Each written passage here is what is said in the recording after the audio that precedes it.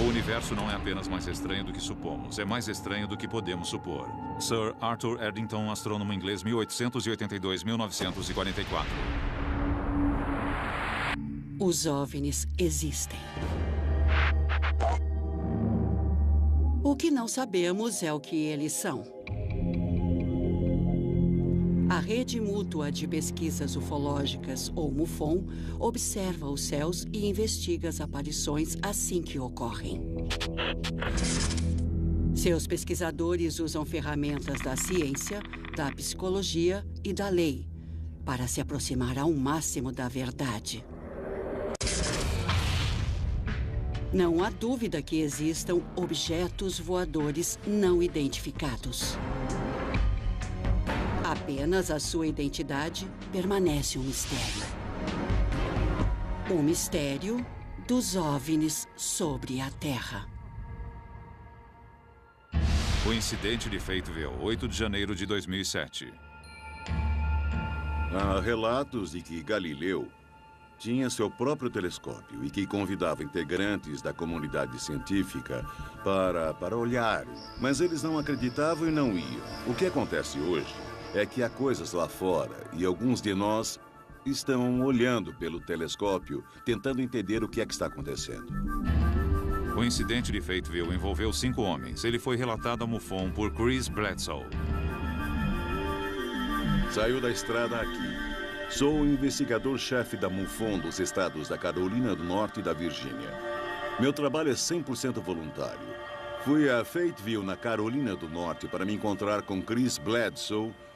E lá eu filmei a história que ele me contou. Eu sei o que eu vi. Os céticos do mundo podem dizer o que quiserem sentados atrás de uma mesa, mas eles não estavam aqui. Quando entrevistei o Chris, ele descreveu luzes no céu em 3 lugares diferentes. Nas investigações sobre OVNIs, as pessoas sempre descrevem coisas para as quais não conseguem encontrar palavras. Por isso, trabalho como um desenhista da polícia. Procuro chegar à imagem mais aproximada do que de fato foi visto. Este é o local do rio Cape Fear, onde 5 sujeitos se reuniram certa noite para pescar. Estávamos todos pescando exatamente aqui. O Chris se afastou dos amigos e andou até este ponto na estrada, de onde ele viu a primeira aparição. Olhando nessa direção, onde estão as árvores ali na frente, vê onde está aquela cabana? Sim. Era ali que eu estava. Eu vi 2 bolas cor de laranja enormes, imóveis, uma ao lado da outra. Bom, esta é mais ou menos a altura em que elas estavam ao lado daquela árvore. O que me chamou a atenção foi que uma terceira surgiu de repente. Dei meia volta e me afastei depressa, sem correr, e voltei a passos largos até a beira do rio. Este é o local do rio onde o Chris voltou para contar aos amigos o que tinha visto. Todos olharam para o céu, todos viram 3 luzes descendo rapidamente. Estávamos todos olhando para o céu quando 3 grandes bolas brancas que pareciam estrelas convergiram e pousaram do outro lado do rio. Elas ficaram muito próximas. Estavam a apenas uns 100 metros, 140 metros do outro lado do rio. Os homens largaram as varas de pescar ali mesmo e correram para a caminhonete. Eles entraram na caminhonete e seguiram a toda até o final da estrada. Pararam a caminhonete, olharam para cima e todos viram algo estranho pairando no ar. Mas a história não termina aí. Chris chegou em casa e o latido dos cães fez com que ele fosse até o quintal. E é aqui que a história fica esquisita de vez. Após a primeira entrevista, outros investigadores foram ao local.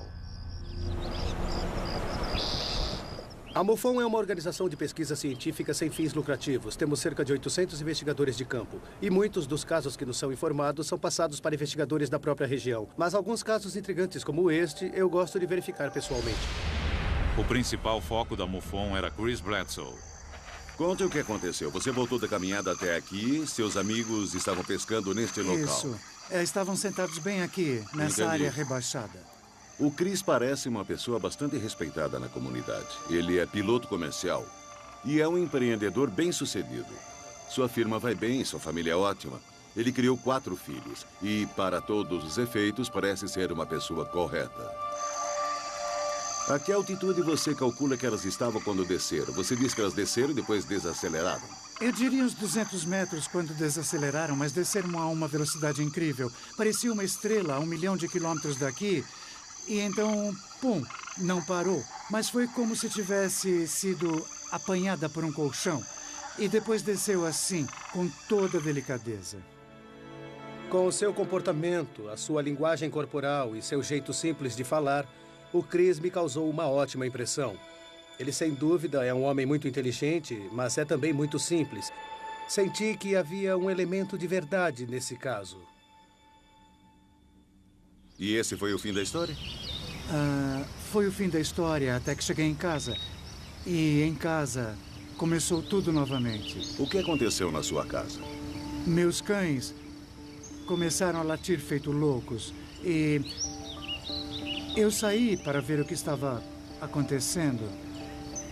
A minha Retriever correu em direção às árvores, eu dei a volta para tentar apanhá-la. E foi então que eu vi aquela entidade parada, em pé, mais ou menos a 1 metro de mim. Ela ficou ali bastante tempo, foi uma noite muito movimentada.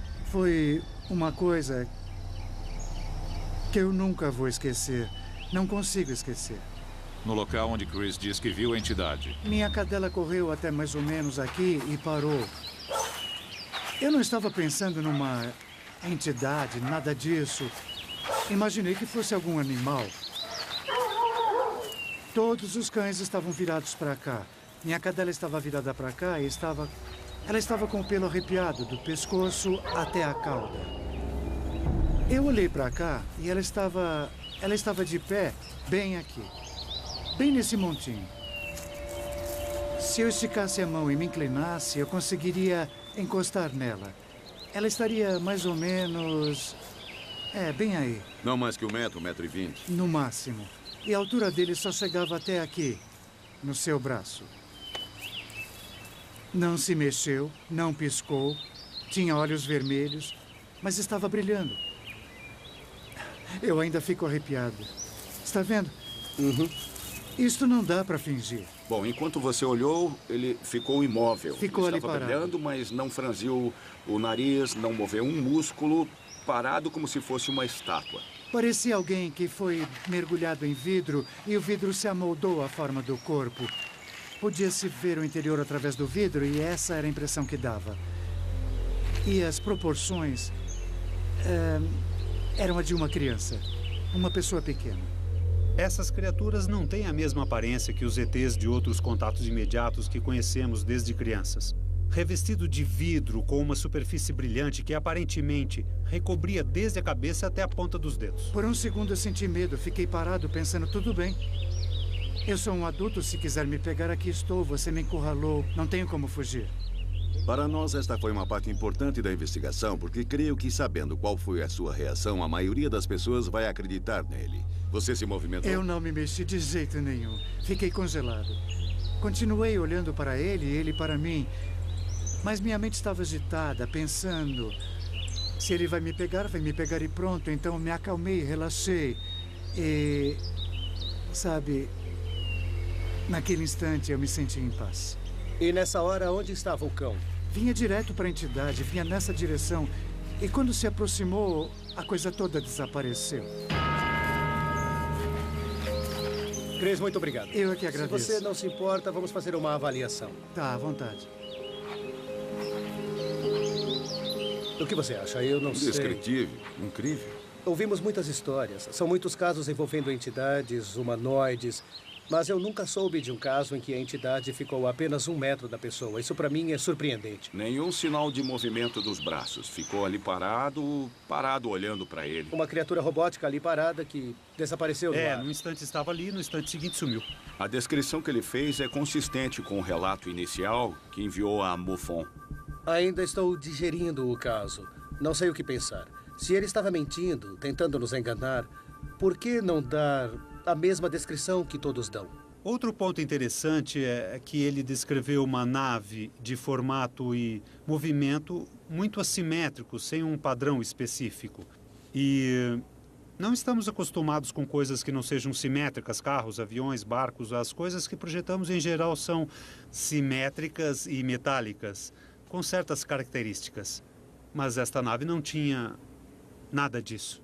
Em 8 de janeiro, você viu várias luzes, globos e tudo mais. Mas eu gostaria de detalhes específicos sobre aquele ovoide que você viu. Era como se você amassasse uma bola até que ela ficasse com a forma de um ovo. Como esse desenho aí, menor numa ponta e um pouco maior na outra. Então, o comprimento de cada lado era praticamente o mesmo. Era. Acha isso? Acho. Eu diria 2,5 metros, mais do que este pé direito. 2,5 metros é mais provável. E a que estava atrás? As de trás pareciam mais compridas. Certo. Era lisa na frente, essa parte tinha pontas e as traseiras lembravam um rabo de peixe. Eram uns 3 ou 4 na parte de trás. Rabo de peixe.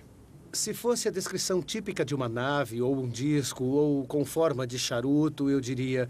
Bom, esses casos nós temos as pencas. Mas a nave era muito fora do comum nesse caso. Então foi mais ou menos isso aqui que você viu. Eu ainda sinto calafrios, só de olhar. É um desenho, uma concepção artística, por assim dizer, mas serve como ferramenta de investigação. Pode ser que em alguma outra parte alguém diga, também vimos essa nave, também vimos esses seres. Este é um caso muito interessante, mas ao mesmo tempo muito difícil, porque não existem provas materiais e dependemos exclusivamente do depoimento de testemunhas. Por enquanto, só conseguimos entrevistar o Chris Pye. Mas havia outras 4 pessoas e eu gostaria de saber o que elas têm a dizer. Estima-se que 10.000 aparições de OVNIs sejam informadas todos os anos. A MUFON, Rede Mútua de Pesquisas Ufológicas, registra essas aparições, mas só investiga aquelas que considera dignas de crédito. A seguir, um relato de uma dessas investigações. O incidente de Fayetteville aconteceu em 8 de janeiro de 2007. O Chris disse ter visto 3 aparições distintas de OVNIs e que teve um contato imediato com um ET, mas ele não foi a única testemunha na ocasião. Procure se lembrar e me conte o que aconteceu naquela noite. Estava muito escuro e eu estava olhando para lá quando vi 2 globos, mais ou menos deste tamanho. Eles flutuavam no ar na altura da minha cintura. Eu só vi os 2 globos de um vermelho vivo, lado a lado. Onde eles estavam assim que você os viu? Ali no caminho que vem da estrada. Ali? E eles vinham bem... E eles estavam vindo nessa direção? Vinham bem devagar. Você viu os globos indo naquela direção? Entrando no mato do lado esquerdo, em frente, bem perto do rio. De repente, eu não vi mais os globos, só vi umas criaturinhas que estavam saindo do mato. Entrevistamos Chris Jr. para saber se ele poderia corroborar a história do pai. Mas ele não estava na margem do rio. Ele estava bem mais afastado e teve o seu próprio contato imediato. Você não precisa ir até lá, apenas me mostre mais ou menos onde estava. Eu estava aqui. Tente descrever o que viu. Estava muito escuro, mas elas eram criaturinhas pequenas, bem magrinhas. Eu consegui ver a silhueta, mas não o que elas vestiam. Com o Júnior foi um pouco diferente. A impressão mais forte que o Chris Jr. me deu foi de uma angústia avassaladora. Ele parecia bastante perturbado, com muitos conflitos internos. A noite estava enluarada? Estava, e estrelada também. Não sabíamos se aquilo realmente havia acontecido ou se ele estava inventando para corroborar a história do pai. Por isso, achamos importante conversar com as outras 3 testemunhas que estavam presentes na ocasião e descobrir o que elas viram. Então, o Chris chegou. Foi um pouco difícil, mas conseguimos encontrar os outros 3 e filmar o que eles tinham a dizer sobre o evento. E o que eu vi pareciam estrelas muito brilhantes. Elas estavam espalhadas sobre as árvores. E vi quando elas desceram bem devagar.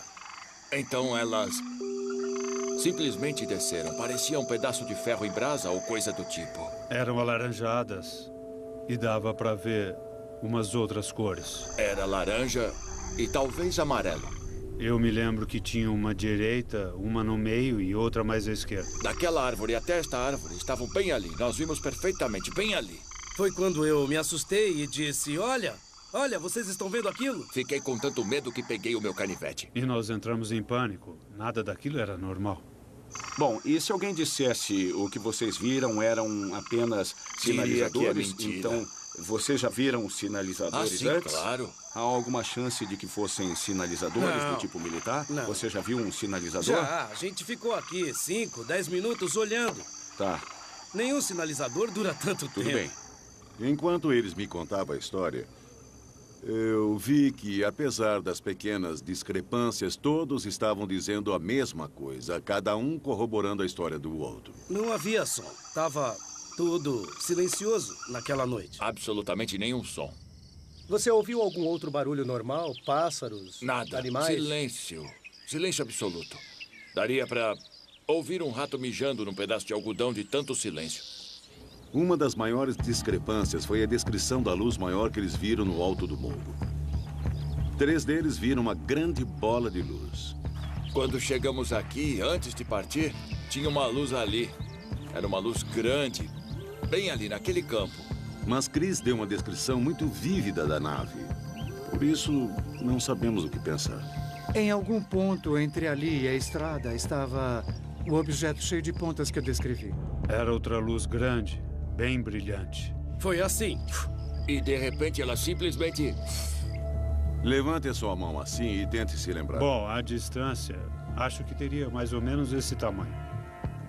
Olhando a árvore e o poste, o nariz estaria na direção do poste e a parte de trás estaria depois da árvore. Está vendo aquele cavalo? A parte de trás estaria mais ou menos ali, um pouco mais para trás. E a frente estaria junto do poste, aqui. Tinha pelo menos 12 metros. A outra grande discrepância que constatamos nas histórias é a questão do lapso de tempo. Chris calcula que passou no máximo 23 minutos longe da margem, mas os amigos afirmam que ele desapareceu por horas e que inclusive chegaram a procurar por ele. Bom, Chris, você disse que levou 20 minutos para chegar até aqui e voltar novamente. Isso mesmo. Certo, mas por que os outros acham que levou mais tempo? Eu não demorei muito para voltar. Eu me lembro que alguém saiu para procurar por ele, na caminhonete. A caminhonete estava parada aqui. Quando escureceu, imaginamos onde o Chris teria ido. Fiquei só eu e o Jim. O Donnie subiu a colina procurando o Chris para ele não voltar sozinho. Ele dizia, e aí, onde você está? Eles disseram que foram até a estrada. Até o final da estrada e depois voltaram. Sei que foram, porque me contaram e a caminhonete mudou de lugar. Eles disseram que a certa altura vieram até a estrada, dirigiram até lá e voltaram até aqui. Você ficou parado aqui o tempo todo? Isso mesmo. Como eles poderiam passar por aqui sem ver você, sem que você os visse? Não tem como. Alguém lhe disse quantas horas se passaram? 3 ou 4 horas. Acham que você sumiu durante 3 ou 4 horas? Isso mesmo. Nesse caso, há um lapso de tempo. Ele diz que não se lembra. Ele tenta se lembrar, pensa e sente dores de cabeça fortíssimas, mas não se lembra do que aconteceu ali. Na ocasião, você não achou estranho que chegou aqui quando estava anoitecendo e que quando voltou já era bem de noite. Não achou isso meio esquisito? É como se tivesse um vazio no meu cérebro. Já contei isso ao Richard várias vezes. Eu tenho um bloqueio. Quero saber o que aconteceu ali, mas me perdi no tempo naquele momento. Sinto muito por ele. Dá pena. É evidente que ele está vivendo um conflito interno, mas acredito que isso é algo que pode ser explorado com ajuda psicológica. Agora que terminamos as entrevistas com as outras testemunhas e conseguimos todas as informações possíveis, vamos nos focar novamente em Chris Bledsoe, pois é com ele que obteremos as respostas. Os investigadores decidiram recorrer à hipnose para desbloquear a memória de Chris Bledsoe.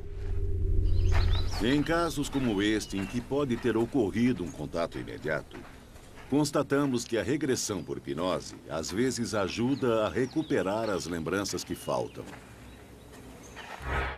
E a parte de trás estaria depois da O árvore. Chris é um membro conhecido da comunidade. Ele é um comerciante importante e isso o torna uma testemunha confiável.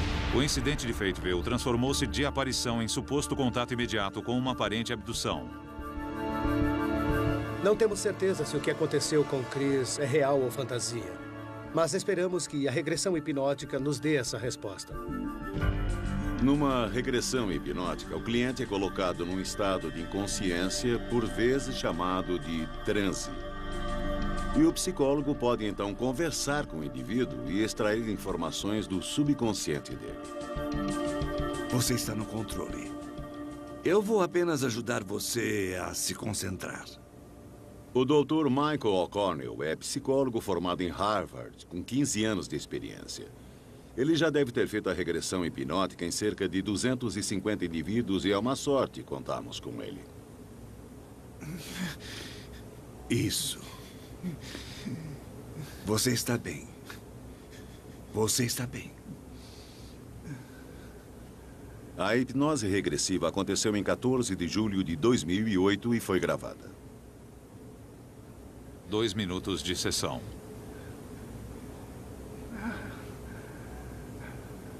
Aonde vamos? Tentei me esconder, mas não pude. Estão me olhando. São 4. Muito altos e magros. Que altura eles têm? São bem altos. Mais de 2 metros. Não são humanos. Não são humanos. São 4. Aham. Eu quero ir para casa. Me largue. Eu quero ver meu filho. O que vocês querem? Onde quer que ele estivesse quando isso aconteceu, explica por que os amigos procuraram por ele e não o encontraram. Como é a sala? É redonda, é escura. E em alguns pontos eu consigo ver luzes, controles, mas nenhum movimento, nada. Vamos lá, Michael. Continue e force ao máximo. Eles dizem por que você foi escolhido? Aham. Qual foi o motivo? Eles são meus guardiões. Está cuidando de você? Aham. Do seu bem-estar? Aham. Sempre que eu fico triste, eles aparecem. Eu sei que andei triste. Por isso vocês vieram. Aham. São os mesmos que você viu mais tarde no quintal? São os filhos deles. Os filhos deles? Aham. Eles saíram para brincar. No seu quintal? Tem razão. Essas são as coisas de rotina. Eles entraram na sua casa? Entraram. Hoje, definitivamente, olhamos do outro lado do espelho. Já vi fitas assim antes, mas esta é uma das melhores. Até em Fim da cima, sessão. você sente nas nádegas, nas costas. O que você acha? Bem, Eu fui abduzido? há muitas semelhanças. Infelizmente, você não é o único do mundo. Você nos contou praticamente tudo o que queríamos saber. É. Sério? É. Você foi muito bem. Nossa. Muito bem. Você vai ver, eu vou lhe mostrar. O que estamos assistindo aqui com o Chris é muito compatível com um cenário de abdução. Obviamente explica o lapso de tempo. Eu posso voltar? Também explica por que o amigo pegou a caminhonete e foi até o morro onde ele estava, mas não o encontrou. A certa altura você falou sobre os pequenos. Disse que eles haviam saído para brincar ou coisa assim. Isso foi engraçado. Você disse... deixaram que saísse para brincar. Você disse no seu quintal. Eles estavam brincando no seu quintal. Esta realmente foi uma semana e tanto. Foi uma montanha-russa de emoções. E agora eu acredito que vamos começar as análises para tentar determinar que rumo dar à investigação daqui para frente. Todos os investigadores da MUFON são voluntários. Eles são profissionais de várias áreas, como investigadores de polícia, designers gráficos e engenheiros aeronáuticos. e trazem suas habilidades para cada investigação. Onde estamos? Eu quero ver meu filho.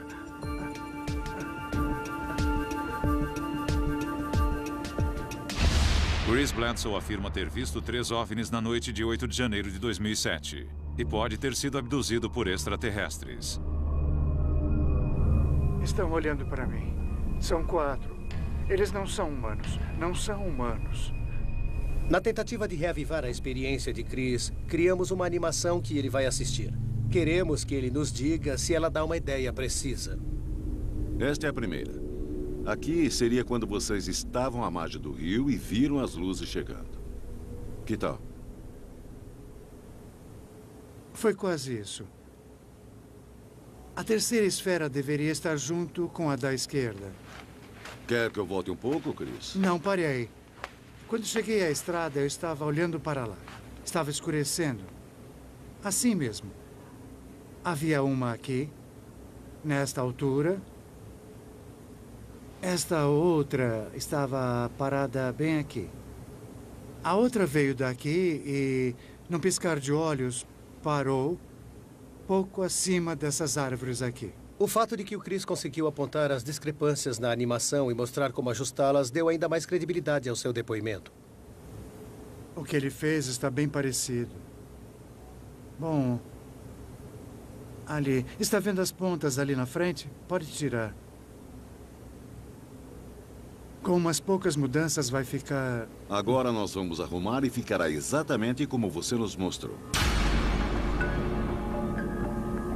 Agora temos a avaliação do Chris e podemos finalizar a animação. Se Chris Bledsoe de fato viu algo na noite de 8 de janeiro de 2007, o que ele viu foi isto. Ele tem uma lembrança muito vívida do que viu. Primeiro, no momento em que estava no alto do morro, ele viu as esferas se aproximando e atravessando o campo. Em seguida, de volta à margem do rio, ele viu as luzes chegando junto com seus colegas de pescaria. Depois, todos eles entraram na caminhonete e voltaram ao alto do morro, onde viram a estranha nave com os espetos. E por último, ele correu para casa, onde teve um contato imediato com o extraterrestre. Sua insistência em contar esta história desgastou muito a sua família. Isso mudou todo mundo em casa. Pela primeira vez na vida, deixamos de ser abertos. Evitávamos fazer as refeições juntos. Fiquei com vergonha de contar qualquer coisa a alguém e passei a negligenciar, a evitar alguns dos meus familiares de propósito. Tem sido muito intenso, muito estressante. Tem sido horrível. Na verdade, quer saber? Meu casamento, minha família, quase chegaram ao fim por causa disso tudo. Tem sido difícil, mas ainda não foi uma catástrofe. As mudanças dramáticas no comportamento deles, o estresse que causou na vida da família é uma das principais confirmações de que algo aconteceu.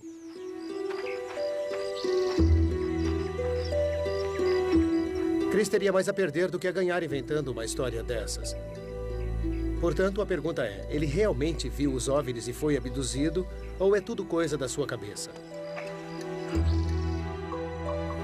Debbie, sou James Carrion. Oi, James. É um prazer conhecê-la. Bledsoe, sua família e os investigadores precisavam da opinião de um especialista. É possível diagnosticar se há algum elemento de tendência à fantasia, qualquer fator que sinalize uma mentira? Vou fazer uma entrevista detalhada com ele e tentar obter o máximo possível de informações. Os transtornos de personalidade que eu estaria procurando num caso como este seriam algo como o transtorno da personalidade narcisista, tendência à fantasia ou até mesmo personalidade antissocial. Debbie, Oi. este é Chris Bledsoe. Muito prazer. E esta é Ivone. Oi, oi, Ivone. Como muito vai? prazer. Prazer é meu. Eu estava mesmo interessado em saber se ele apresentava algum sinal desses transtornos de personalidade que indicariam que tudo não passava de uma fraude. A Debbie é assistente social psiquiátrica. Ela leciona na Universidade de Maryland. Conversa com ela honestamente, diga o que pensa e acho que vai dar tudo certo. Entre, fique à vontade. Obrigada. O primeiro teste é uma avaliação. Fazemos uma entrevista geral. A pessoa está ansiosa, está deprimida. A partir dessa entrevista bem estruturada, montamos o diagnóstico. O outro teste é o MMPI-2, que é uma avaliação de personalidade. Quais são as características gerais, como ele se vê no mundo, como reage em várias situações. Decidimos que esses 2 testes seriam os melhores. Você, em algum momento, já se sentiu profundamente deprimido? No ano de 2001, na época das eleições, eu perdi $2 milhões. Porque eu tinha 27 casas que ficaram paradas 1 ano e meio no mercado. Eu fiquei muito deprimido. Mas eu nunca contei à minha família o quanto eu fiquei estressado. Eu preferi poupá-los. E para mim foi um momento muito difícil. E você sempre teve consciência de quem você é? Sim, Você nunca perde o contato com essa realidade? Sobre o que aconteceu naquela noite, você diria que foi um trauma? Ah, com certeza foi traumático. Foi traumático para você? E muito doloroso pensar no que aconteceu. Mas quando eu cheguei em casa e contei a todo mundo, fui rejeitado como se estivesse totalmente louco. Isso deixou você muito magoado, eu entendo. Nada na minha conversa com o Chris mostrou que ele está passando por alguma ruptura com a realidade. E, com certeza, não houve nenhuma indicação de que ele é uma pessoa psicótica. Por outro lado, ele tem uma tendência a ideias e crenças fora do comum que o torna mais suscetível, mas que, de forma alguma, leva a um tipo de doença mental. Debbie aplicou um segundo teste, o MMPI-2, o Inventário Multifásico de Personalidade de Minnesota. E o teste mostrou que ele é mentalmente são. Em resumo, o MMPI mostrou que ele é vulnerável e, por isso, poderia apresentar um certo nível de pensamento psicótico ou perturbado. Mas isso parece pouco provável e, na verdade, o seu perfil de personalidade não indica a tendência de inventar mentiras, nem conspirar ou coisas desse tipo. Se você dissesse essa pessoa é totalmente psicótica, isso seria muito mais fácil para nós. Mas esse não é o caso, não. Eu fiquei bastante aliviado, porque ele não tem nenhum transtorno de personalidade importante. Por isso, eu estou convencido de que isto não é uma fraude. Vamos, fale comigo. Queria que ela falasse. Simplesmente não faz sentido que ele esteja mentindo, que tenha combinado a mentira com os outros e conspirado com alguém. Contando uma coisa dessas em público, a pessoa tem muito mais a perder que a ganhar. Mas, no fim das contas, é a palavra dele de que viu essa criatura. E, por isso, ele tem que passar pelo detector de mentiras. O que aconteceu na noite de 8 de janeiro de 2007? Pareciam estrelas. Aos nossos olhos eram estrelas. Chris Bledsoe e mais 4 pessoas realmente viram 3 OVNIs. Como uma invasão, entende? Foi exatamente isso que nós pensamos. Bledsoe foi realmente abduzido? Como é a sala? Luzes. Controles. Como este caso é baseado no relato de uma testemunha, nós usamos o detector de mentiras para saber se Chris disse a verdade. Oi, Ivone. Oi, Steve. Oi, Chris. Oi, Steve. Como vai? Tudo bom? Tudo. É bom ver vocês. O detector de mentiras mostra se você está dizendo a verdade ou mentira. Uma mentira é uma mentira, eu suponho. Isso O mesmo. detector de mentiras depende muito da interpretação do operador. Por sorte, temos o Bob Derduck, que é aposentado do FBI. Ele era encarregado da unidade na Carolina do Norte e é muito respeitado nessa área. Contei que é um teste para os puros de coração. Se está com o coração tranquilo e sendo sincero, dá tudo certo. Caso contrário, seu corpo vai mostrar isso e você não vai se sair bem. Geralmente é o que acontece. Olá, como vai? Olá. Tudo Olá, bem? sou Steve McGee, da MUFON. Steve, Bob Durdeck, como vai? Como vai? Chris, Bledsoe. muito prazer. O prazer é meu. Steve, muito obrigado. Sim, senhor. Chris não tem qualquer receio em fazer o teste. Inclusive, ele já havia dito isso no seu relato original. Por isso, nós estamos confiantes de que ele vai se sair bem com o detector de mentiras. O verdadeiro detector de mentiras nesta equação é você, porque você é o único que sabe a verdade e vai dizer a este instrumento aqui o que está acontecendo dentro do seu corpo. E isso é o que nós vamos usar para determinar se você está sendo sincero ou não. Então, passe isto aqui pela barriga e se incline um pouco para frente. Eu vou puxar aqui por trás. Passei meses com medo de falar e ser ridicularizado. Mas decidi desabafar de uma vez ou acabaria ficando louco. E o mundo tem que saber que é real. É real. Estou pensando que, se ele passar, vai facilitar muito as coisas. Vamos ficar menos tempo por aqui. Eu já sofro de ansiedade de qualquer jeito mesmo. Procure ficar o mais relaxado possível. Pronto? Sim, senhor. Estamos começando o teste. Seu primeiro nome é Christopher? Sim. Existe qualquer coisa no seu passado que ponha em dúvida sua honestidade e integridade? Não. Você inventou qualquer uma das informações a respeito do que viu no céu na noite em questão? Não.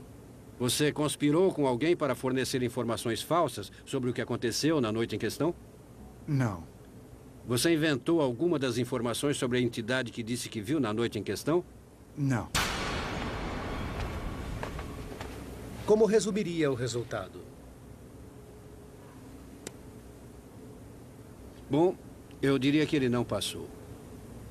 As respostas enganosas que ele deu se concentraram nas coisas que ele realmente viu naquela noite.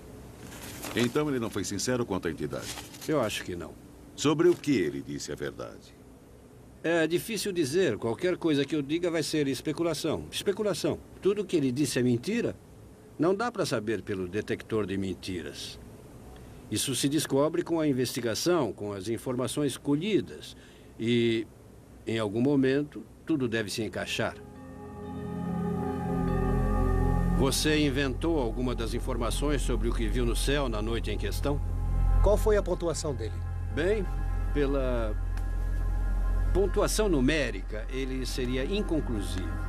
As respostas que aparecem como enganosas são sobre ver a entidade. Ele repetia: nem eu tenho certeza quando me lembro se realmente vi ou não, mas eu sei que vi. Ele não disse explicitamente que era tudo mentira, mas que a parte sobre a entidade refletiu negativamente no detector de mentiras.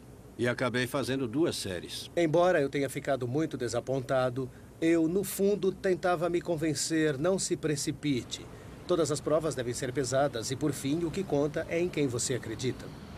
Fundamentalmente, foi negativo. O operador disse que ele não foi sincero. Ele foi neutro quanto aos globos cor de laranja, foi neutro quanto às luzes no céu. Acho que ficamos todos um pouco desapontados. E pelo relacionamento que desenvolvi com o Chris, eu senti que deveria conversar mais vezes com ele. Seria a chance dele de confirmar ou de negar. Ele iria manter a sua história ou talvez até admitir abertamente. Tudo bem, rapazes, vocês me pegaram. A MUFON anualmente investiga, em média, 5.000 aparições de OVNIs, das quais aproximadamente 85% são descartadas como erro de identificação de fenômenos naturais, atividades humanas ou fraude deliberada. 15% permanecem sem explicação. Grace Bledsoe não passou no teste do detector de mentiras sobre seu suposto contato com extraterrestres. Chegou o momento em que os investigadores da MUFON contariam a ele sobre o resultado. Ficamos realmente preocupados. Queríamos conversar com você para saber a sua reação. Tudo bem. Foi um momento constrangedor, porque eu iria contar a ele sem rodeios e ver o que ele responderia. A pergunta sobre a entidade foi o que gerou preocupação. Tá certo. Em resumo, o resultado com relação à entidade foi negativo. Tá. Quero ajudar você a entender tudo isso. Foram momentos de tensão, de desconforto, porque sabíamos que ele ficaria constrangido, mas tínhamos que saber o que ele iria dizer. Eu conheço minha mente. Lembram que eu disse que é como se fossem 2 partes? Uma parte interior me diz que aquilo aconteceu. E há uma parte exterior que diz... talvez sim, talvez não. Mas eu sei o que eu vi. Eu sempre tenho pesadelos com isso. Não sai da minha cabeça. Estava lá, juro pela minha vida. Foi difícil não acreditar nele. Ele foi muito sincero e firme no que estava dizendo. Bom, eu sei o que eu vi. Na minha mente não tem nenhuma dúvida do que eu vi. O que essa máquina diz, eu não sei. E não me importa. Mas eu sei o que vi. E fico repassando isso várias vezes na minha mente porque é difícil de acreditar. Ele jamais voltou atrás. E foi muito sincero. Para mim, a história é válida. É uma história que ainda parece verossímil.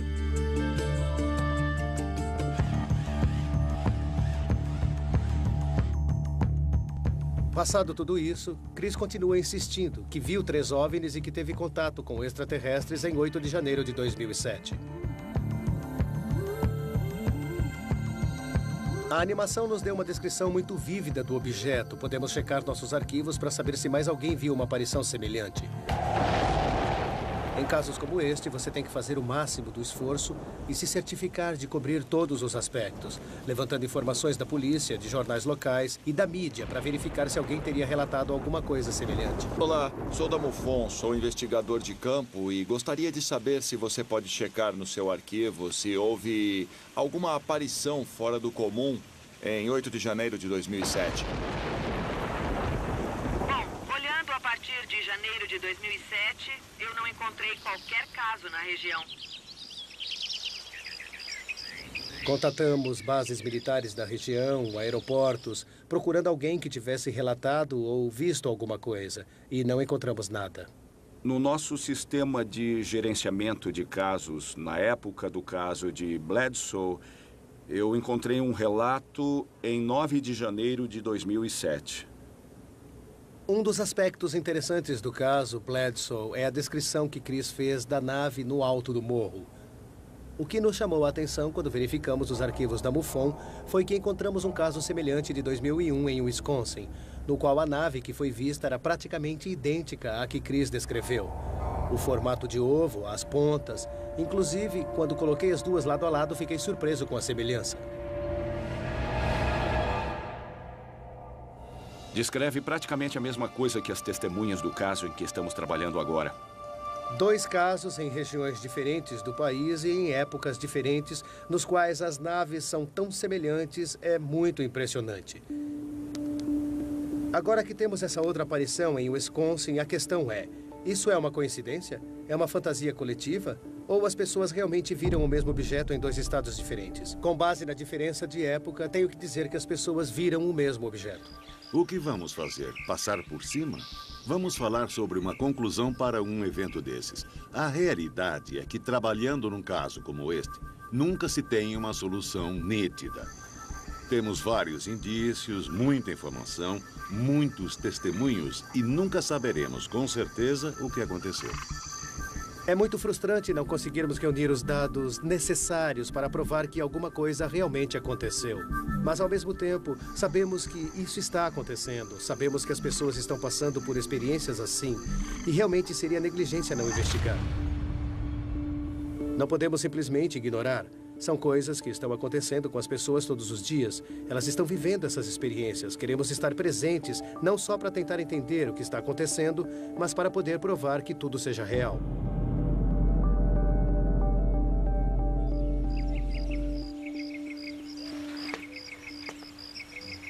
Tudo bem, vem até aqui. O que você acha? Eu não sei o que pensar. Não sabe? Chris Jr. e seu pai passaram por uma experiência que alterou a realidade. Creio que este caso mostra que estamos lidando com um fenômeno verdadeiro. E é importante que as pessoas saibam que isto não é ficção científica. Isto é fato científico. Muito obrigado. De nada. Foi difícil, mas deu tudo certo. Até logo, amigo. Obrigado, Richard.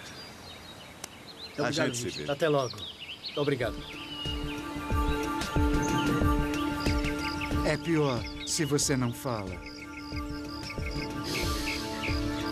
Porque não passa tudo o que eu vi. E um dia, todo mundo irá saber a verdade. Um dia. Versão brasileira, DPN Santos.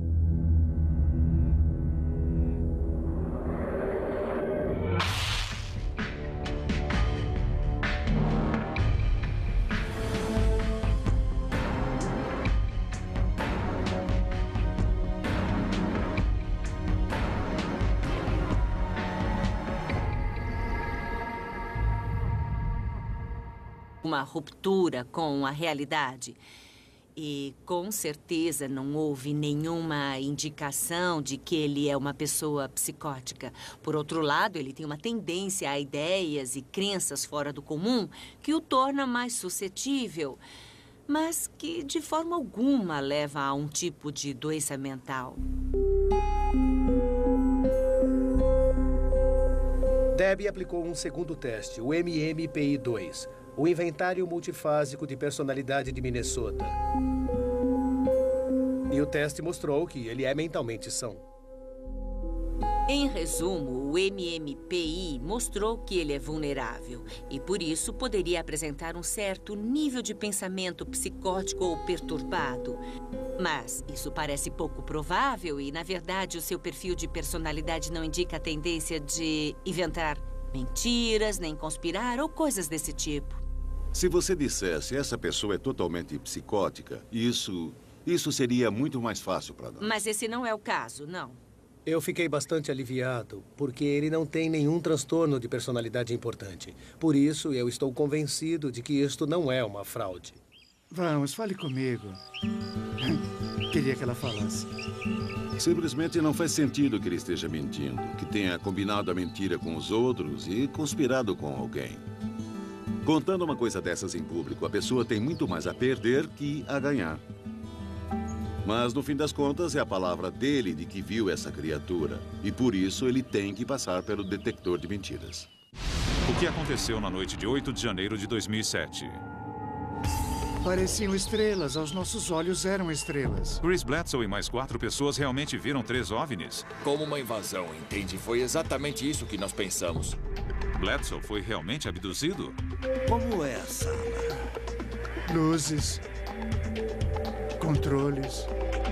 Como este caso é baseado no relato de uma testemunha, nós usamos o detector de mentiras para saber se Chris disse a verdade.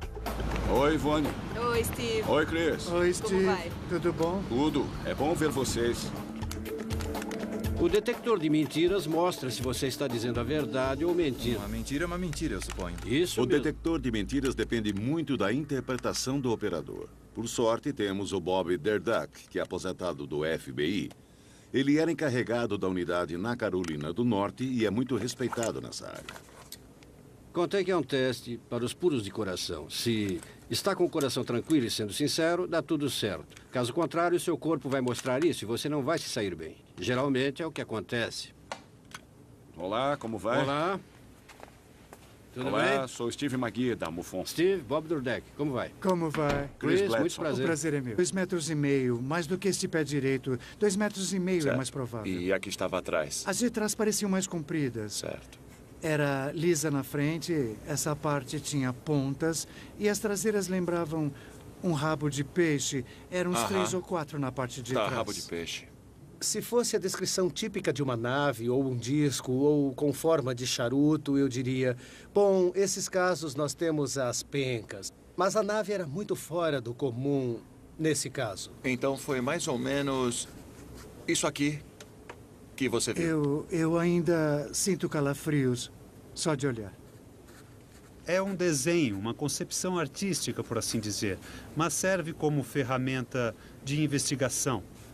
Pode ser que em alguma outra parte alguém diga, também vimos essa nave, também vimos esses seres. Este é um caso muito interessante, mas ao mesmo tempo muito difícil, porque não existem provas materiais e dependemos exclusivamente do depoimento de testemunhas. Por enquanto, só conseguimos entrevistar o Chris pai. Mas havia outras 4 pessoas e eu gostaria de saber o que elas têm a dizer. Estima-se que 10 mil aparições de OVNIs sejam informadas todos os anos.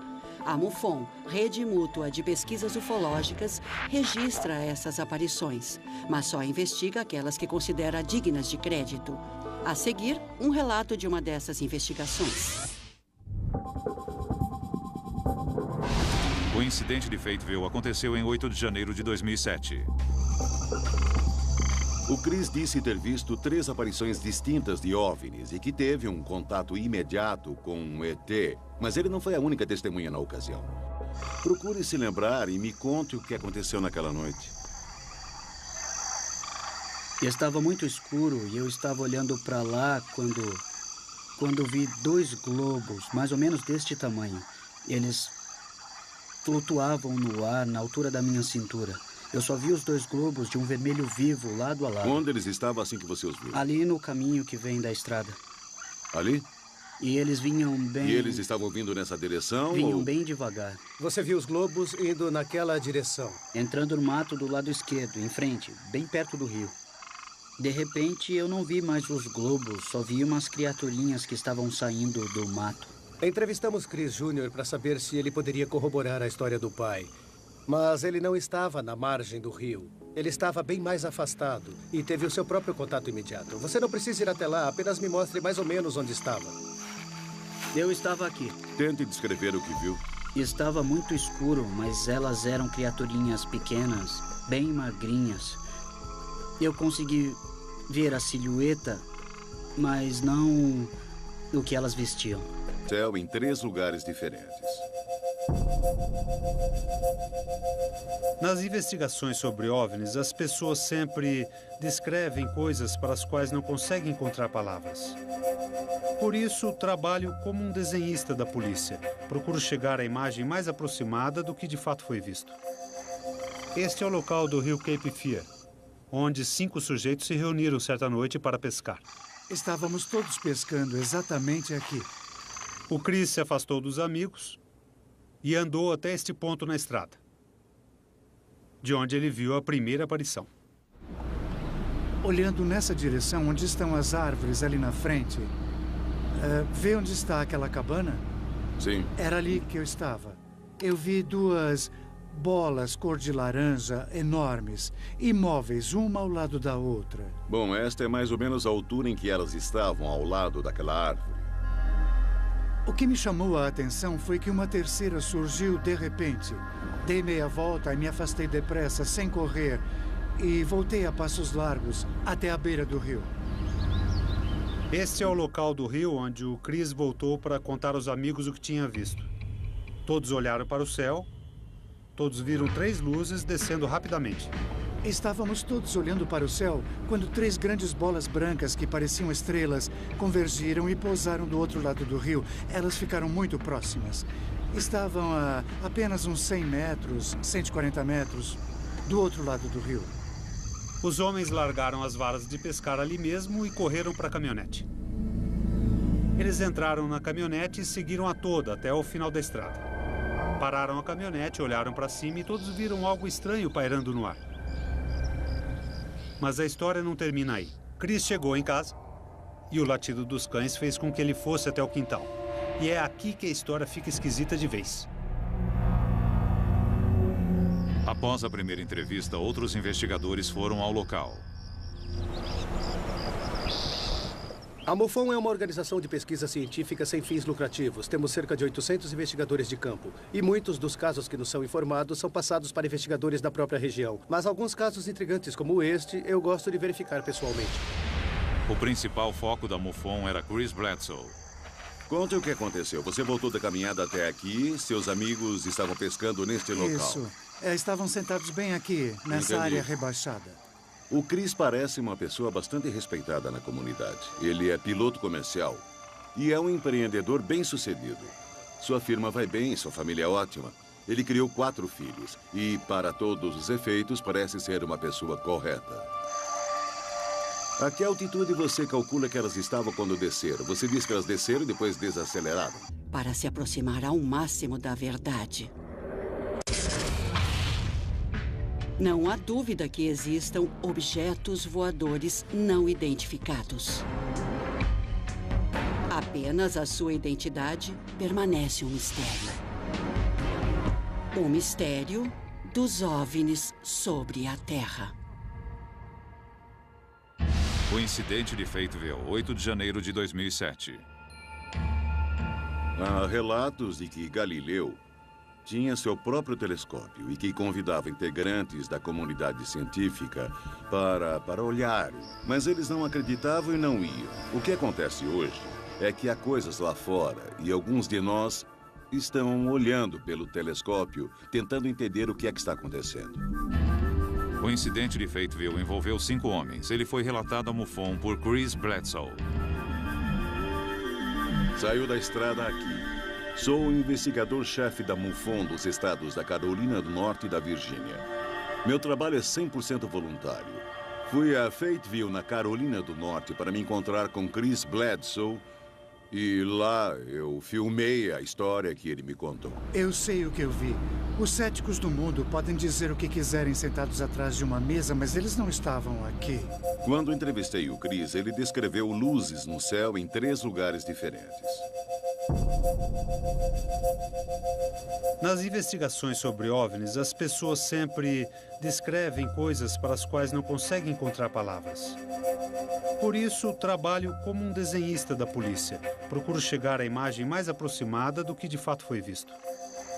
Este é o local do rio Cape Fear, onde 5 sujeitos se reuniram certa noite para pescar. Estávamos todos pescando exatamente aqui. O Chris se afastou dos amigos e andou até este ponto na estrada, de onde ele viu a primeira aparição. Olhando nessa direção, onde estão as árvores ali na frente, vê onde está aquela cabana? Sim. Era ali que eu estava. Eu vi 2 bolas cor de laranja enormes, imóveis, uma ao lado da outra. Bom, esta é mais ou menos a altura em que elas estavam ao lado daquela árvore. O que me chamou a atenção foi que uma terceira surgiu de repente. Dei meia volta e me afastei depressa, sem correr, e voltei a passos largos até a beira do rio. Este é o local do rio onde o Chris voltou para contar aos amigos o que tinha visto. Todos olharam para o céu. Todos viram 3 luzes descendo rapidamente. Estávamos todos olhando para o céu quando 3 grandes bolas brancas que pareciam estrelas convergiram e pousaram do outro lado do rio. Elas ficaram muito próximas. Estavam as confirmações de que algo aconteceu.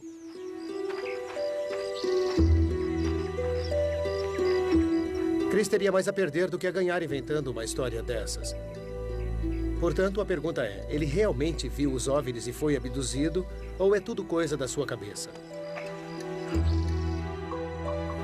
Debbie, sou James Carrion. Oi, James. É um prazer conhecê-la. Bledsoe, sua família e os investigadores precisavam da opinião de um especialista. É possível diagnosticar se há algum elemento de tendência à fantasia, qualquer fator que sinalize uma mentira? Vou fazer uma entrevista detalhada com ele e tentar obter o máximo possível de informações. Os transtornos de personalidade que eu estaria procurando num caso como este seriam algo como o transtorno da personalidade narcisista, tendência à fantasia ou até mesmo personalidade antissocial. Debbie. Oi. Este é Chris Bledsoe. Muito prazer. E esta é Ivone. Oi, oi, Ivone. Como muito vai? prazer. Prazer é meu. Eu estava mesmo interessado em saber se ele apresentava algum sinal desses transtornos de personalidade que indicariam que tudo não passava de uma fraude. A Debbie é assistente social psiquiátrica. Ela leciona na Universidade de Maryland. Conversa com ela honestamente, diga o que pensa e acho que vai dar tudo certo. Entre, fique à vontade. Obrigada. O primeiro teste é uma avaliação. Fazemos uma entrevista geral. A pessoa está ansiosa, está deprimida. A partir dessa entrevista bem estruturada, montamos o diagnóstico. O outro teste é o MMPI-2, que é uma avaliação de personalidade.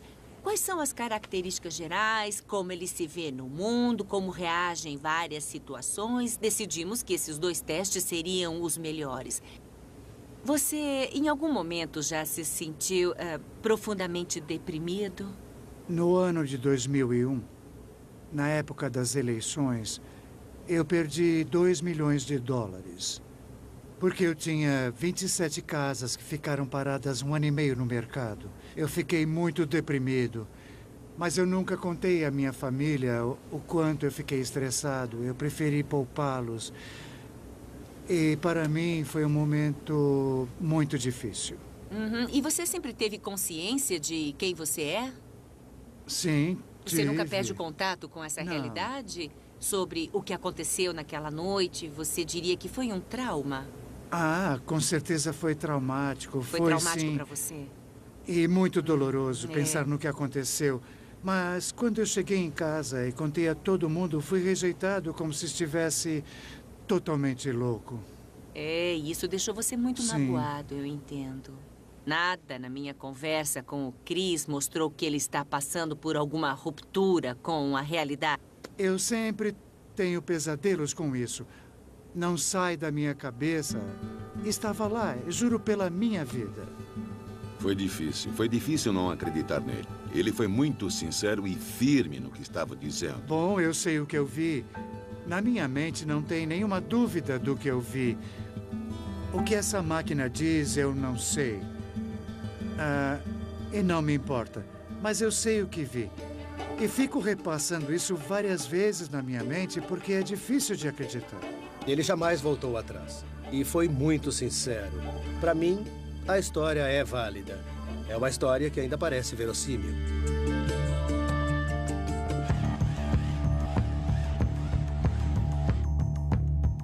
Passado tudo isso, Chris continua insistindo que viu 3 OVNIs e que teve contato com extraterrestres em 8 de janeiro de 2007. A animação nos deu uma descrição muito vívida do objeto. Podemos checar nossos arquivos para saber se mais alguém viu uma aparição semelhante. Em casos como este, você tem que fazer o máximo do esforço e se certificar de cobrir todos os aspectos, levantando informações da polícia, de jornais locais e da mídia para verificar se alguém teria relatado alguma coisa semelhante. Olá, sou da MUFON, sou investigador de campo e gostaria de saber se você pode checar no seu arquivo se houve alguma aparição fora do comum em 8 de janeiro de 2007. A partir de janeiro de 2007, eu não encontrei qualquer caso na região. Contatamos bases militares da região, aeroportos, procurando alguém que tivesse relatado ou visto alguma coisa, e não encontramos nada. No nosso sistema de gerenciamento de casos, na época do caso de Bledsoe, eu encontrei um relato em 9 de janeiro de 2007. Um dos aspectos interessantes do caso Bledsoe é a descrição que Chris fez da nave no alto do morro. O que nos chamou a atenção quando verificamos os arquivos da MUFON foi que encontramos um caso semelhante de 2001 em Wisconsin, no qual a nave que foi vista era praticamente idêntica à que Chris descreveu. O formato de ovo, as pontas, inclusive, quando coloquei as duas lado a lado, fiquei surpreso com a semelhança. Descreve praticamente a mesma coisa que as testemunhas do caso em que estamos trabalhando agora. 2 casos em regiões diferentes do país e em épocas diferentes, nos quais as naves são tão semelhantes, é muito impressionante. Agora que temos essa outra aparição em Wisconsin, a questão é: isso é uma coincidência? É uma fantasia coletiva? Ou as pessoas realmente viram o mesmo objeto em 2 estados diferentes? Com base na diferença de ânsia que constatamos nas histórias, é a questão do lapso de tempo. Chris calcula que passou no máximo 23 minutos longe da margem, mas os amigos afirmam que ele desapareceu por horas e que inclusive chegaram a procurar por ele. Bom, Chris, você disse que levou 20 minutos para chegar até aqui e voltar novamente. Isso mesmo. Certo, mas por que os outros acham que levou mais tempo? Eu não demorei muito para voltar. Eu me lembro que alguém saiu para procurar por ele, na caminhonete. A caminhonete estava parada aqui. Quando escureceu, imaginamos onde o Chris teria ido. Fiquei só eu e o Jim. O Donnie subiu a colina procurando o Chris para ele não voltar sozinho. Ele dizia: "E aí, onde você está?" Eles disseram que foram até a estrada.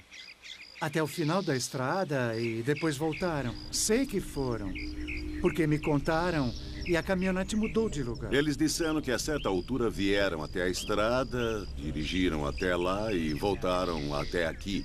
Você ficou parado aqui o tempo todo? Isso mesmo. Como eles poderiam passar por aqui sem ver você, sem que você os visse? Não tem como. Alguém lhe disse quantas horas se passaram? 3 ou 4 horas. Acham que você sumiu durante 3 ou 4 horas? Isso mesmo. Nesse caso, há um lapso de tempo. Ele diz que não se lembra. Ele tenta se lembrar, pensa e sente dores de cabeça fortíssimas, mas não se lembra do que aconteceu ali. Na ocasião, você não achou estranho que chegou aqui quando estava anoitecendo e que quando voltou já era bem de noite? Não achou isso meio esquisito? É como se tivesse um vazio no meu cérebro. Já contei isso ao Richard várias vezes. Eu tenho um bloqueio. Quero saber o que aconteceu ali, mas me perdi no tempo naquele momento. Sinto muito por ele. Dá pena. É evidente que ele está vivendo um conflito interno, mas acredito que isso é algo que pode ser explorado com ajuda psicológica. Agora que terminamos as entrevistas com as outras testemunhas e conseguimos todas as informações possíveis, vamos nos focar novamente em Chris Bledsoe, pois é com ele que obteremos as respostas. Os investigadores decidiram recorrer à hipnose para desbloquear a memória de Chris Bledsoe. Em casos como este, em que pode ter ocorrido um contato imediato, constatamos que a regressão por hipnose às vezes ajuda a recuperar as lembranças que faltam. E a parte de trás estaria depois da arma. O Chris é um membro conhecido da comunidade. Ele é um comerciante importante e isso o torna uma testemunha confiável. O incidente de Fateville transformou-se de aparição em suposto contato imediato com uma aparente abdução. Não temos certeza se o que aconteceu com Chris é real ou fantasia, mas esperamos que a regressão hipnótica nos dê essa resposta. Numa regressão hipnótica, o cliente é colocado num estado de inconsciência das testemunhas e conseguimos todas as informações possíveis. Vamos nos focar novamente em Chris Bledsoe, pois é com ele que obteremos as respostas. Os investigadores decidiram recorrer à hipnose para desbloquear a memória de Chris Bledsoe. Em casos como este, em que pode ter ocorrido um contato imediato, constatamos que a regressão por hipnose às vezes ajuda a recuperar as lembranças que faltam. E a parte de trás estaria depois da arma. O Chris é um membro conhecido da comunidade. Ele é um comerciante importante e isso o torna uma testemunha confiável. O incidente de Fateville transformou-se de aparição em suposto contato imediato com uma aparente abdução. Não temos certeza se o que aconteceu com Chris é real ou fantasia, mas esperamos que a regressão hipnótica nos dê essa resposta. Numa regressão hipnótica, o cliente é colocado num estado de inconsciência, por vezes chamado de transe. E o psicólogo pode então conversar com o indivíduo e extrair informações do subconsciente dele. Você está no controle. Eu vou apenas ajudar você a se concentrar. O Dr. Michael O'Connell é psicólogo formado em Harvard, com 15 anos de experiência.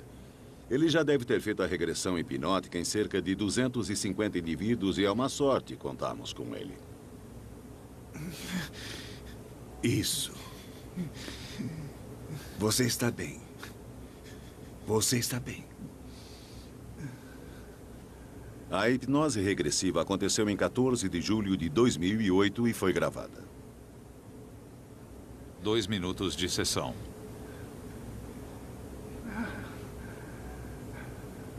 Aonde vamos?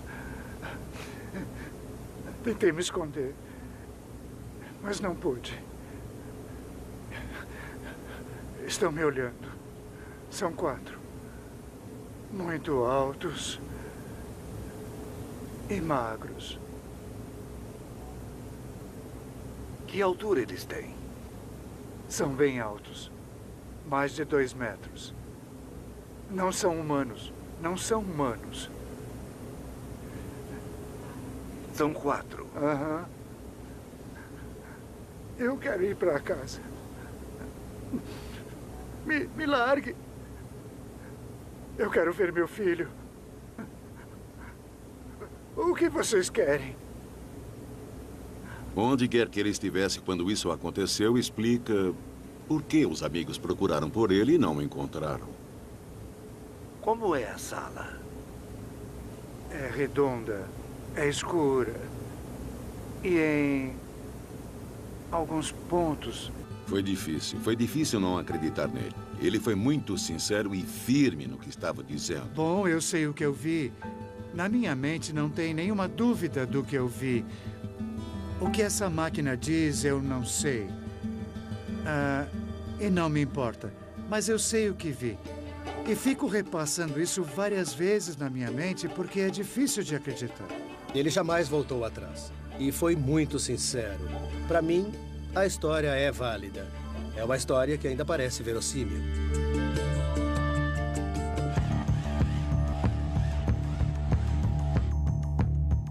Passado tudo isso, Chris continua insistindo que viu 3 OVNIs e que teve contato com extraterrestres em 8 de janeiro de 2007. A animação nos deu uma descrição muito vívida do objeto. Podemos checar nossos arquivos para saber se mais alguém viu uma aparição semelhante. Em casos como este, você tem que fazer o máximo do esforço e se certificar de cobrir todos os aspectos, levantando informações da polícia, de jornais locais e da mídia para verificar se alguém teria relatado alguma coisa semelhante. Olá, sou da MUFON, sou investigador de campo e gostaria de saber se você pode checar no seu arquivo se houve alguma aparição fora do comum em 8 de janeiro de 2007.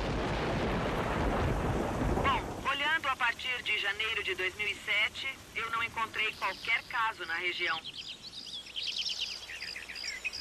Contatamos bases militares da região, aeroportos, procurando alguém que tivesse relatado ou visto alguma coisa, e não encontramos nada. No nosso sistema de gerenciamento de casos, na época do caso de Bledsoe, eu encontrei um relato em 9 de janeiro de 2007. Um dos aspectos interessantes do caso Bledsoe é a descrição que Chris fez da nave no alto do morro. O que nos chamou a atenção quando verificamos os arquivos da MUFON foi que encontramos um caso semelhante de 2001 em Wisconsin, no qual a nave que foi vista era praticamente idêntica à que Chris descreveu. O formato de ovo, as pontas, inclusive, quando coloquei as duas lado a lado, fiquei surpreso com a semelhança. Descreve praticamente a mesma coisa que as testemunhas do caso em que estamos trabalhando agora. 2 casos em regiões diferentes do país e em épocas diferentes, nos quais as naves são tão semelhantes, é muito impressionante. Agora que temos essa outra aparição em Wisconsin, a questão é: isso é uma coincidência? É uma fantasia coletiva? Ou as pessoas realmente viram o mesmo objeto em 2 estados diferentes? Com base na diferença de época, tenho que dizer que as pessoas viram o mesmo objeto. O que vamos fazer? Passar por cima? Vamos falar sobre uma conclusão para um evento desses. A lisa na frente, essa parte tinha pontas e as traseiras lembravam um rabo de peixe. Eram uns 3 ou 4 na parte de trás. Rabo de peixe. Se fosse a descrição típica de uma nave, ou um disco, ou com forma de charuto, eu diria: bom, esses casos nós temos as pencas. Mas a nave era muito fora do comum nesse caso. Então foi mais ou menos isso aqui que você viu. Eu ainda sinto calafrios só de olhar. É um desenho, uma concepção artística, por assim dizer, mas serve como ferramenta de investigação. Pode ser que em alguma outra parte alguém diga: também vimos essa nave, também vimos esses seres. Este é um caso muito interessante, mas ao mesmo tempo muito difícil, porque não existem provas materiais e dependemos exclusivamente do depoimento de testemunhas. Por enquanto, só conseguimos entrevistar o Chris pai. Mas havia outras 4 pessoas e eu gostaria de saber o que elas têm a dizer. Estima-se que 10.000 aparições de OVNIs sejam informadas todos os anos. A MUFON, Rede Mútua de Pesquisas Ufológicas, registra essas aparições, mas só investiga aquelas que considera dignas de crédito. A seguir, um relato de uma dessas investigações. O incidente de Fayetteville aconteceu em 8 de janeiro de 2007. O Chris disse ter visto 3 aparições distintas de OVNIs e que teve um contato imediato com um ET, mas ele não foi a única testemunha na ocasião. Procure se lembrar e me conte o que aconteceu naquela noite. Estava muito escuro e eu estava olhando para lá quando vi 2 globos, mais ou menos deste tamanho. Eles flutuavam no ar na altura da minha cintura. Eu só vi os 2 globos de um vermelho vivo, lado a lado. Onde eles estavam assim que você os viu? Ali no caminho que vem da estrada. Ali? E eles vinham bem... E eles estavam vindo nessa direção? Vinham bem devagar. Você viu os globos indo naquela direção? Entrando no mato do lado esquerdo, em frente, bem perto do rio. De repente, eu não vi mais os globos, só vi umas criaturinhas que estavam saindo do mato. Entrevistamos Chris Jr. para saber se ele poderia corroborar a história do pai. Mas ele não estava na margem do rio. Ele estava bem mais afastado e teve o seu próprio contato imediato. Você não precisa ir até lá, apenas me mostre mais ou menos onde estava. Eu estava aqui. Tente descrever o que viu. Estava muito escuro, mas elas eram criaturinhas pequenas, bem magrinhas. Eu consegui ver a silhueta, mas não o que elas vestiam. Com o Júnior foi um pouco diferente. A impressão mais forte que o Chris Jr. me deu foi de uma angústia avassaladora.